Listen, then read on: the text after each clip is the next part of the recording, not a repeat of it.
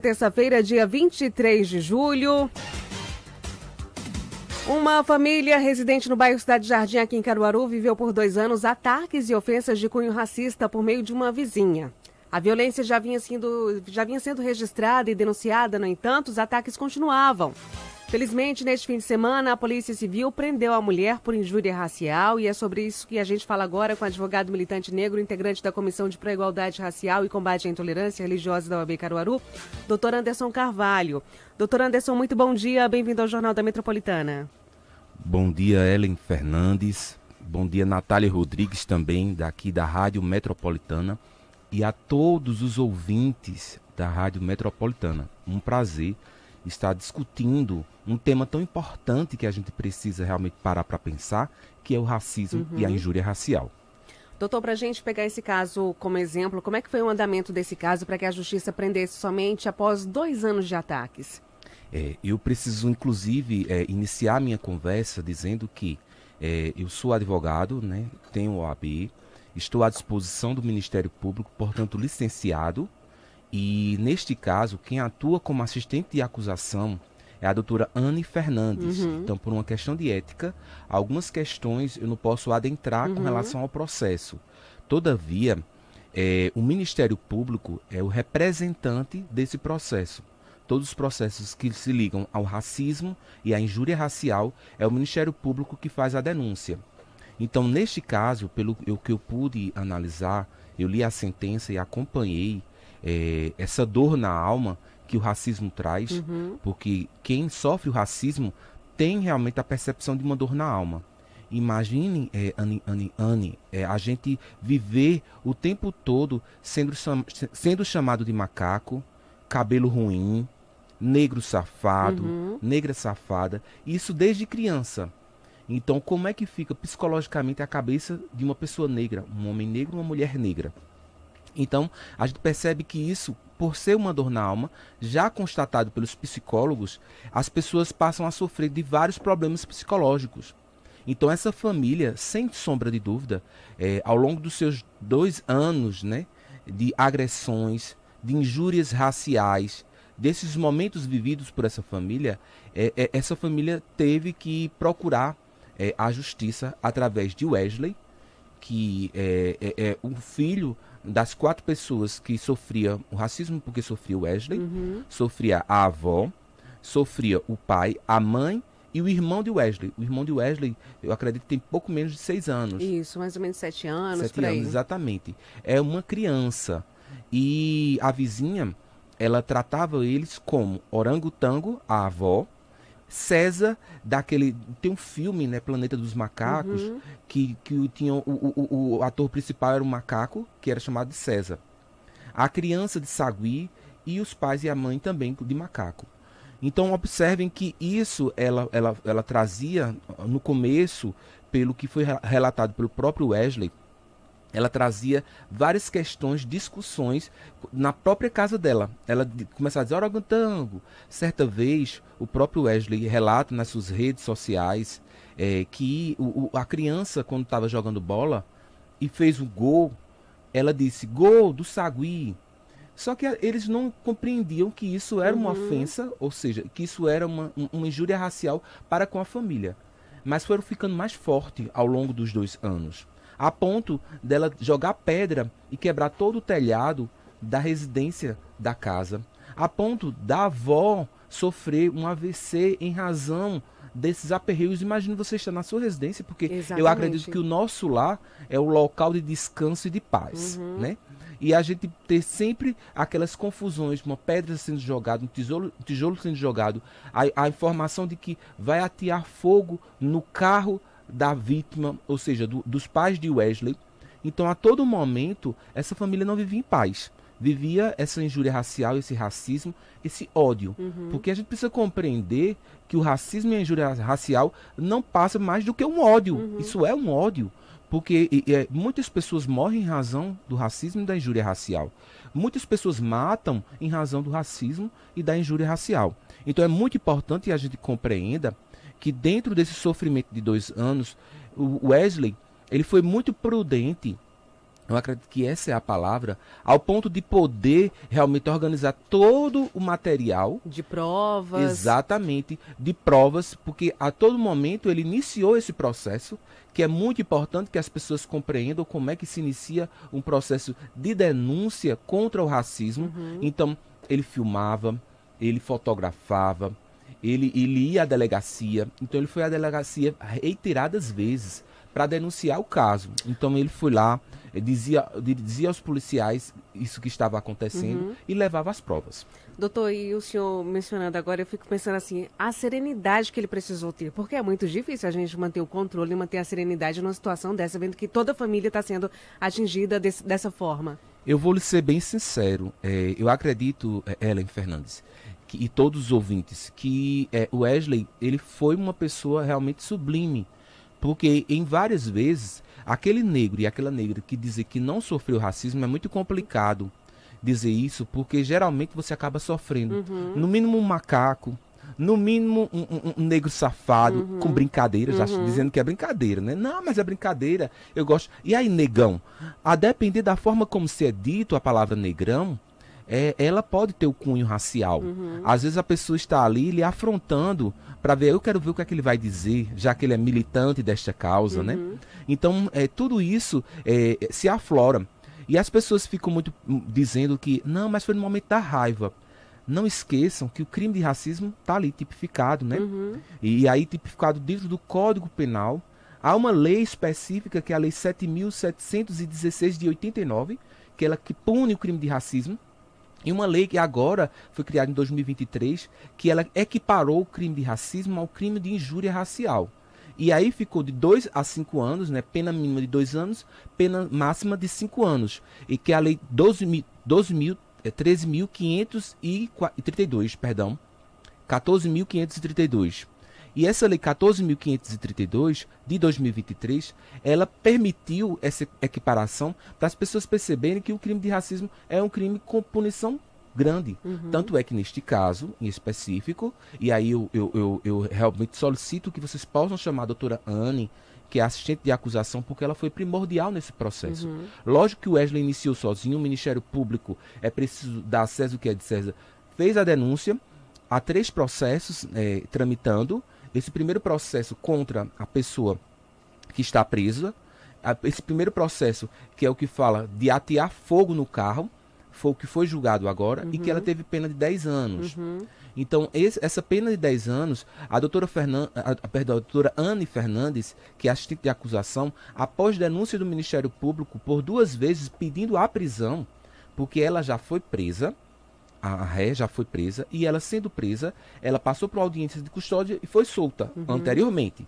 E agora ela foi presa e foi levada para Buíque. Ela, inclusive, está agora em Buíque. Já teve audiência de custódia, está em Buíque. Então, a doutora Anne Fernandes, que é importante, a figura do advogado, por quê? Porque ela conseguiu juntar aquelas documentações que faltavam dentro daquele processo, conversar com o Ministério Público por várias vezes. Ela esteve lá conversando com o promotor do caso para dizer, olha, doutor, precisa ser juntado a esse processo essa informação de que, por exemplo, ela está descumprindo a medida protetiva. Que medida protetiva era essa? Se afastar da família de Wesley, no primeiro caso. Só que a ré não se afastou. Então, por não ter se afastado, foi que houve a prisão, porque ela estava descumprindo, ela não participou da audiência, então, e estava descumprindo de uma forma que poderia levar a casos piores. Observe que hoje a gente tem aqueles crimes de proximidades, né? São aqueles crimes de vizinhos. Isso poderia ter acontecido algo pior. Então a gente precisa analisar que o racismo e a injúria racial, ela começa com ofensas e pode acabar com morte. Então é preciso que haja uma punição. Então, para mim, eu considero, e eu vou ser bem equivalente em dizer isso daqui, que é a primeira pena que eu ouço, que eu milito dentro da causa do movimento negro há 20 anos. Há um pouco mais de 20 anos. E eu nunca vi uma pena tão grande, muito embora a gente precisa compreender que essa pena de 10 anos foi tão grande porque ela foi multiplicada por 5. Isso, para que cada eram membro as da 5 família. vítimas da família. O pai, a mãe, o Wesley, a avó e a criança.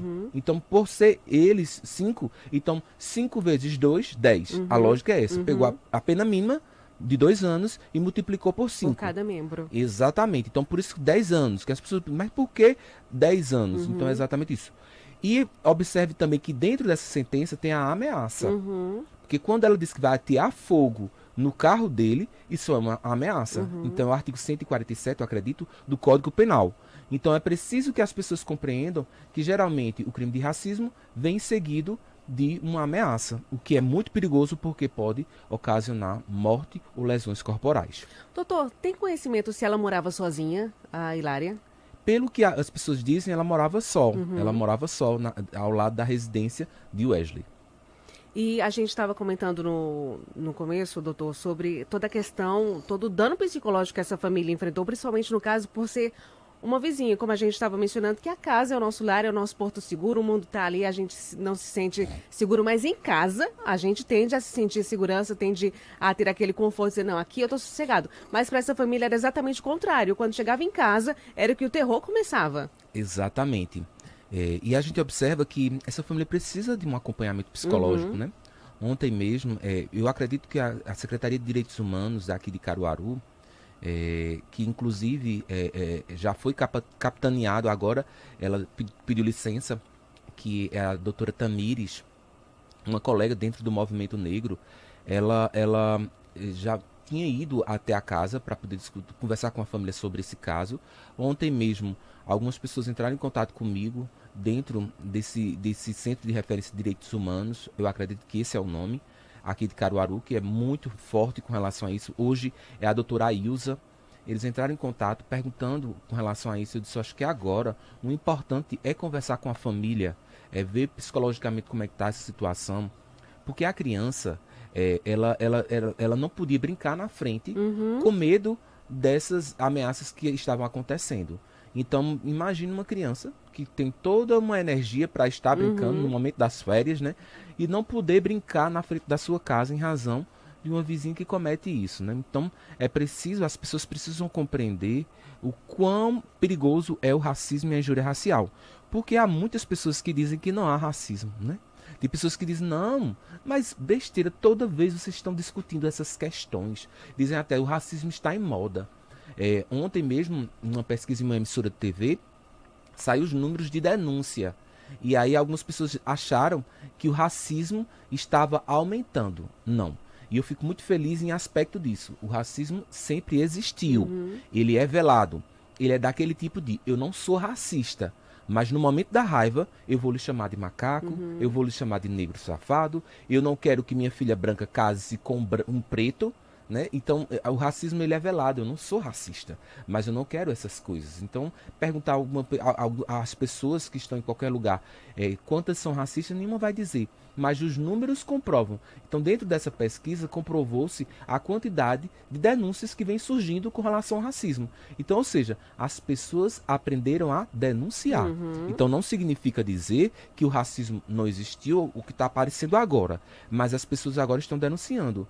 Após a denúncia, essa sentença que a gente chama sentença condenatória, o quão repercutiu positivamente para que as pessoas que também sofrem com racismo e a injúria racial pudessem denunciar.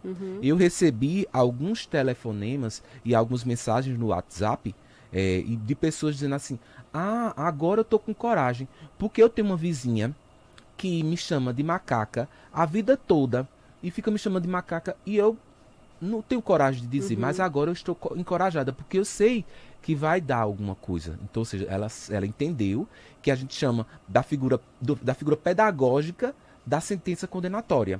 Porque isso é pedagógico. Quando uma pessoa é punida, ela é presa, as outras pessoas se encorajam para denunciar e também as pessoas que são racistas e gostam de praticar injúrias vão pensar 2 vezes. Exatamente. Então, a justiça, ela tem esse cunho de pedagógico que é muito importante para as pessoas não cometer mais esses crimes. Doutor, eu queria que o senhor explicasse para a gente a diferença entre crime de racismo e de injúria racial, como as pessoas podem denunciar e qual a penalidade para esses casos. Perfeito.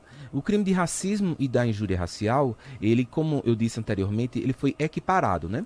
Então, a pena ficou agora igual, 2 a 5 anos. Pena mínima 2, pena máxima 5 anos. O que é que traz a diferença dos dois? O racismo, ele atinge, ele tem uma ofensa à dignidade da pessoa, mas de mais coletiva, de forma coletiva. Então, quando eu impeço uma pessoa, eu vou lá e digo assim, eu não quero que você entre nesse restaurante porque você é negro. Então, ali perceba que está sendo impedido o negro de entrar naquele local. Então, o racismo ele atinge aquela pessoa, pessoalmente, individualmente, mas atinge coletivamente todos os negros e negras que vê aquilo acontecendo. Porque se eu sou negro, eu também não vou poder entrar ali. Então, ali é caracterizado o racismo. Ele está tipificado dentro da Lei 7.716 de 89, que é a lei que que pune o crime de racismo. Já a injúria racial, elas são as expressões, a gente chama de que fere a dignidade da pessoa humana. São as expressões utilizadas. Então, cabelo feio, eita, teu cabelo é ruim. O pessoal utiliza esses termos. Macaco, negro safado, cabelo pichain. Então, são expressões que naquele momento quer retirar a dignidade da pessoa. Então eu estou realmente atingindo ela dentro de sua dignidade.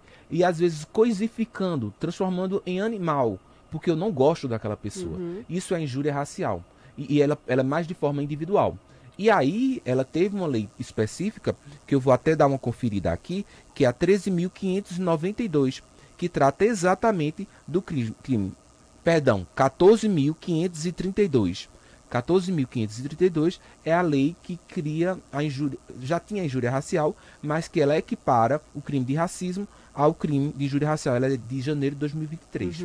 Então, bem recente essa equiparação. E perceba o que é que ela diz. No artigo 2A, injuriar alguém, ofendendo-lhe a dignidade ou o decoro em razão de raça, cor, etnia ou procedência nacional. Pena de reclusão de 2 anos a 5 anos e multa. Parágrafo único. A pena é aumentada de metade se o crime for cometido mediante concurso de 2 ou mais pessoas. Então, a gente observa também que ele é imprescritível e inafiançável. E o que é isso? Imprescritível, a qualquer momento eu posso denunciar. Antigamente a lei colocava até 6 meses a gente denunciaria. Não, mas agora a qualquer tempo, eu percebendo que ali aconteceu um racismo, injúria racial, eu posso denunciar. Inafiançável. Antigamente as pessoas iam lá, pagavam fiança e eram liberadas. Hoje em dia elas não podem ser liberadas mediante fiança. Então, essa é a importância dessa equiparação. Isso é fruto de todos os ouvintes aqui que estão me ouvindo, de muita luta do movimento negro, né? O movimento negro no Brasil é um movimento muito unido. Então, o movimento negro, da OAB, né? E a Ordem dos Advogados do Brasil, ela tem uma importância muito grande e ela tem criado comissões. Por exemplo, Caruaru foi uma das primeiras comissões criadas dentro de Pernambuco para tratar só dessa questão, que é a Comissão de Pró-Igualdade Racial e Combate à Intolerância Religiosa. O presidente da OAB é o Fernando Júnior, né? E ele tem uma sensibilidade muito grande a ponto de dizer assim, a gente precisa discutir essas questões de uma forma mais profunda com advogados, porque muitas pessoas que sofrem o racismo e a injúria racial precisam desse advogado para dizer assim, olha, realmente você sofreu isso, a gente vai lhe acolher, como aconteceu com o caso de Wesley. Nós recebemos, e aí eu preciso frisar aqui que a presidente da Comissão de Pró-Igualdade Racial e Combate à Intolerância Religiosa é a doutora Lucimere Passos, que é bem conhecida aqui em Caruaru, né? Uma militante dos direitos humanos, ela é a presidente, e nós acolhemos o Wesley dentro da OAB para poder entendermos o que estava acontecendo e fortalecê-lo. Porque a pessoa que sofre o racismo e a injúria racial precisa desse fortalecimento para poder denunciar. Doutor, a partir de agora, o que é que acontece? A Hilária foi condenada, ela 10 anos de reclusão, 1 mês de detenção. O que é que na prática isso significa? Ela está agora reclusa, perdão. Ela está presa dentro da penitenciária de Buíque, né? E aí tem, lógico, a defesa, ela vai entrar com alguma representação pela defesa, no caso, para poder diminuir a pena. A gente não sabe como é que está isso. Como eu não posso adentrar dentro dessa esfera, porque tem Ministério Público, tem assistente de acusação, que é a doutora Anne Fernandes, que friso, foi muito atuante, fortaleceu, porque trouxe todas essas temáticas para poder fortalecer o processo. A gente chama de deixar o processo bem bonitinho e poder haver a condenação. Então, agora vai seguir todo o trâmite do processo, ela tem direito à defesa, como todos têm direito à defesa, e dentro desse direito à defesa, o advogado dela, a da defesa, vai apresentar algumas razões para que ela seja solta e alguma coisa que a gente ainda não tem como Para analisar. flexibilizar tudo isso. Exatamente. Então, é isso que vai acontecer. Eu não posso realmente adentrar. Uma porque não sei e outra porque realmente é preciso que a doutora Anne ela seja chamada também para poder discutir essas questões. Eu tenho estado mais para discutir de uma forma mais didática, metodológica, sobre o crime de racismo, considerando que sou do movimento negro, considerando que sou advogado, estou à disposição do Ministério Público e tenho compreendido todas essas questões, né? E para mim, eu fico muito feliz com esse resultado, porque ele teve uma repercussão a nível Brasil, né? Se você observar nas redes sociais de Wesley, inclusive a Luana Piovani, ela realmente se declarou falando quando houve a prisão. Também teve a Samara Filippo, bem antes, logo quando o caso estava rolando, a Samara Filippo, ela também falou sobre isso, porque ela teve suas filhas sofreram as injúrias raciais com alunas, com colegas alunas da escola, e aí eu abro um parênteses para discutir essa questão dentro da escola, o quão é importante. Há uma lei, que é a Lei 10.639, que ela é de 2003. Perceba que já faz um tempinho, 2003. E essa lei, mais de 20 anos, né? Ou seja, 21 anos, não é isso? 2003. E essa lei, ela trata da inclusão da cultura afro-brasileira, história, dentro da escola. Eu sou do tempo, Anne, que a gente discutia a questão do racismo só no mês da consciência negra, para falar de zumbi e de escravos. Então imagine na cabeça de uma criança que está na escola só ouvir nesse momento. Então a figura do negro sempre é relegada a algo negativo da nossa história. Então a gente precisa compreender que há algo muito maior na história, que é discutir os reis e as rainhas da África. As pessoas desconhecem que o Egito está na África, porque pintam a Cleópatra como uma mulher branca, uma mulher que eles consideram o padrão de beleza, e não esquecem que a África, que o Egito, eram pessoas negras. Quando vão falar sobre todos o próprio Egito, vão falar sobre todos os faraós, tratam esse faraó como sendo branco, mas como se eles estavam na África, né? Então as pirâmides foram feitas por escravos, então, mas foram feitas e desenhadas por pessoas pretas.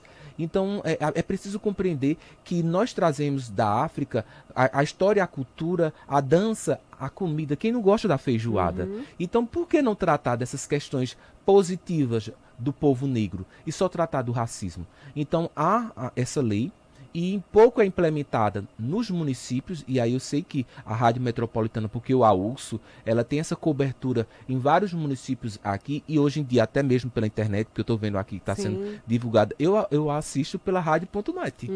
Eu já ligo de manhã cedinho, já boto, e já estava assistindo hoje pela manhã, ouvindo primeiro as músicas e depois as notícias, porque para mim é mais prático. Enquanto eu estou trocando de roupa, eu estou ouvindo a rádio, né?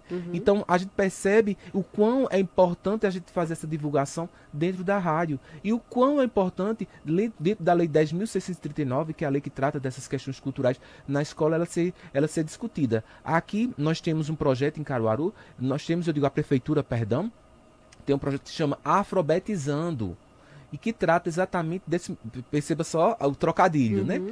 Alfabetizar, afrobetizando, trazendo a questão da África, que tem uma das precursoras que eu considero minha amiga, que é Cris Mendes, que é artista multicultural, que trata das questões e também discute muito bem. O professor Laércio também, dentro da escola, a professora Tereza Raquel, são pessoas que discutem a temática dentro das escolas. Então é muito importante a gente trazer desde pequeno a criança discutindo esses temas, não é verdade?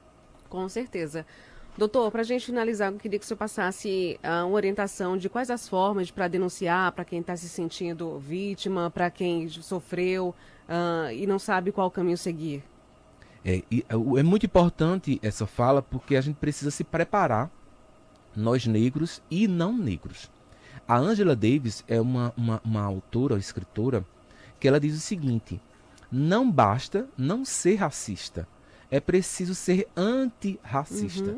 Então, as pessoas que estão vendo, e aí eu falo das pessoas brancas, que estão assistindo uma pessoa sofrer o racismo, ela precisa também tomar providência. Até porque, às vezes, né, nesse momento de que a pessoa está sofrendo, ela fica tão atordoada que não sabe nem para onde agir. Então, essa ajuda de quem está em volta é importantíssimo. Exatamente. Eu, por exemplo, sou militante há mais de 20 anos, como eu disse anteriormente, e já passei por uma situação que, infelizmente, não todos os policiais, mas a nossa segurança pública, ela tem essa predisposição a tratar o negro como criminoso.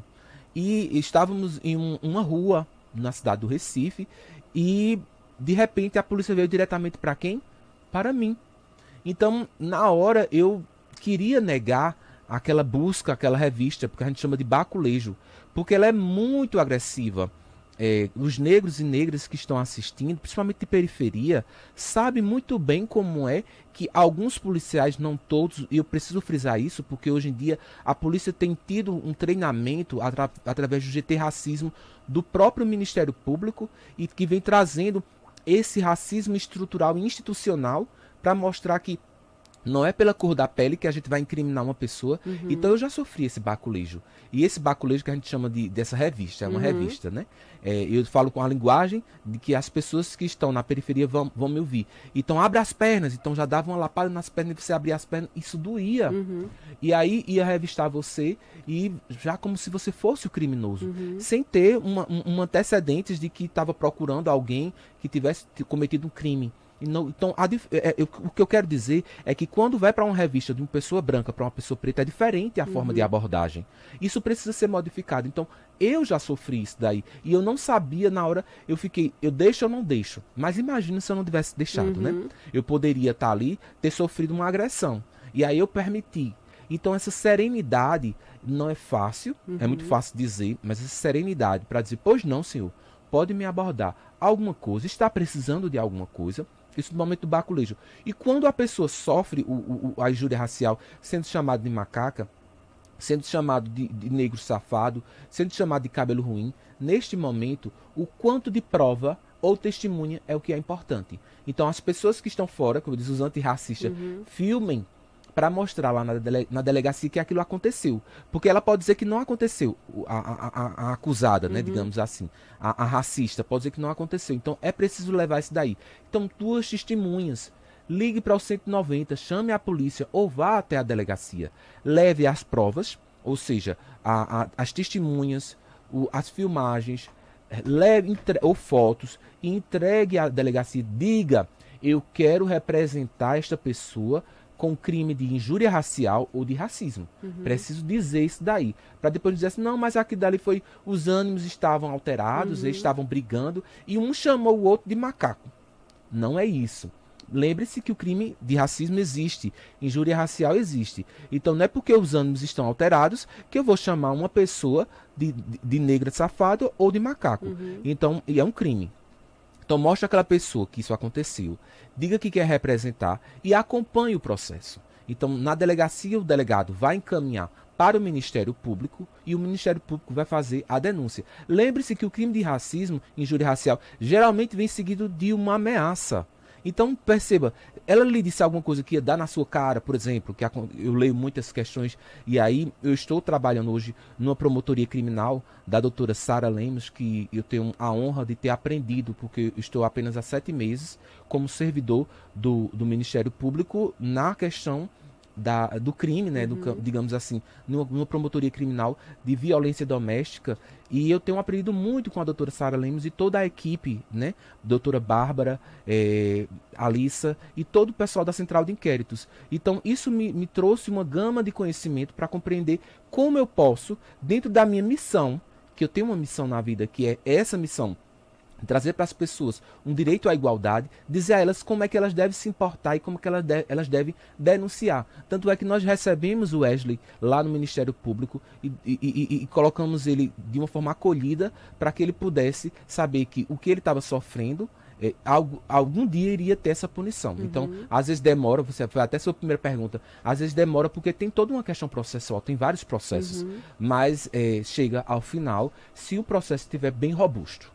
Doutor, muitíssimo obrigado pela participação no Jornal da Metropolitana, por todas as informações. Eu desejo um dia excelente para o senhor. Muitíssimo obrigado, eu que agradeço, né, pela receptividade de todos de vocês, né, dizer que essa semana, dia 25, é o dia da mulher latino-americana, afro-latino-americana, e vai ter vários momentos de discussões, e aí a gente pode chamar mulheres negras para estar aqui, então eu coloco à disposição para a gente poder discutir isso, e acabar com uma frase de Nelson Mandela, que diz o seguinte, e aí só registrar.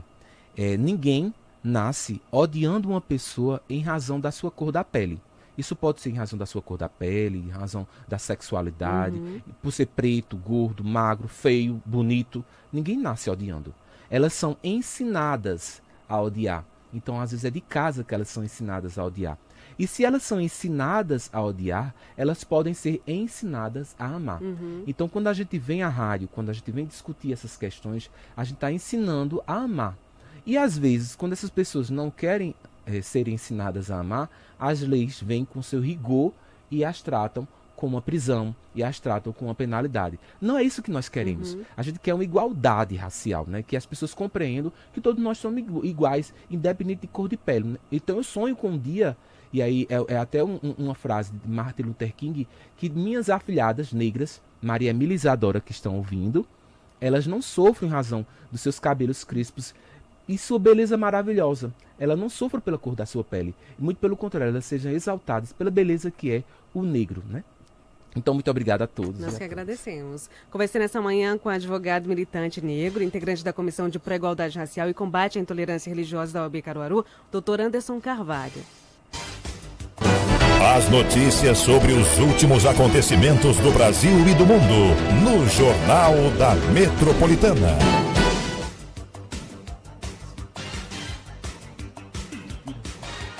População carcerária no Brasil supera 850 mil pessoas. 1 em cada 4 presos ainda não foi julgado. Milena Abreu. 1 em cada 4 pessoas presas no país ainda não foi julgada. Em 2023, a população carcerária do Brasil ultrapassou 850 mil pessoas, de acordo com dados da mais recente edição do Anuário Brasileiro de Segurança Pública. Segundo o levantamento, são 852.010 pessoas no sistema prisional. Desse total, 208.882 são presos provisórios, que são aqueles que ainda aguardam julgamento, ou seja, a cada 4 pessoas presas, 1 não foi julgada e, portanto, ainda não teve a pena definida pela Justiça brasileira. Proporcionalmente, o estado que tem a maior quantidade de presos provisórios é o Sergipe. Mais de 56% dos que estão atrás das grades no estado ainda não foram julgados. Bahia, com 44,1% da população carcerária nessa situação, e Piauí, com 39,9%, aparecem na sequência. O anuário revela ainda que, entre as pouco mais de 850 mil pessoas presas, a maioria é negra. Ao todo, 472.850 presos do país são pretos ou pardos, o que equivale a 69,1% da população carcerária brasileira, ou 7 em cada 10, para a compreensão ficar mais fácil. Brancos são pouco menos de 30%. Amarelos são 1 em cada 100 e apenas 0,2% são pessoas indígenas. Da Rádio 2, Milena Abreu. Intervalo chegando e eu volto com a última parte do Jornal da Metropolitana desta terça-feira. Atacadão, lugar de comprar barato. Informa a hora certa.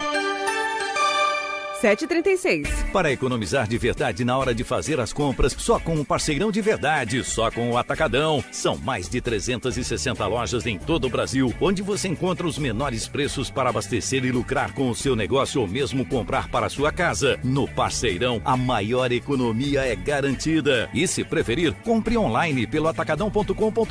No Atacadão, todos podem comprar com a maior facilidade. Corra até a loja mais próxima e aproveite. Atacadão, lugar de comprar barato. Daqui a pouco na Metropolitana FM. Só sucesso. Quem come pede mais. Fries Coringa é qualidade. Churrasco, cebola, salsa e sabor tradicional. Fries Coringa é especial. Fries Coringa, batata saborosa é Fries. Fries, porque você merece o melhor. Quem come pede mais. Sua batata é Fries Coringa. O melhor amigo das suas axilas chegou. Isso mesmo, eu estou falando do desodorante clareador da Rosa Selvagem. Ele protege as suas axilas contra os efeitos do suor por até 48 horas, mantendo elas sequinhas e livre de manchas. O desodorante clareador da Rosa Selvagem tem 85 ml e dura até 2 meses. Garanta já o seu desodorante Rosa Selvagem na farmácia mais próxima da sua casa. Com a graduação EAD Uninassal, você estuda de onde estiver e coloca uma formação com conceito máximo no MEC no seu currículo. Viva o aprendizado ilimitado com essa super oferta na graduação EAD digital ou ao vivo, com mensalidades a partir de R$ 120,21. São mais de 400 polos de ensino em todo o país e aulas práticas em laboratórios. Inscreva-se em uninassal.edu.br. Uninassal, aprendizado que forma líderes. Jornal da Metropolitana. A voz da comunidade. 7h38, estamos selecionando as demandas da Voz da Comunidade de hoje. A gente passa amanhã no Jornal da Metropolitana, combinado? 982990941. Agradecemos imensamente a participação, companhia e preferência de todos. Uma terça-feira abençoadíssima. Mais informações ao longo da nossa programação. Na sequência, Joinha Júnior Galvão com o programa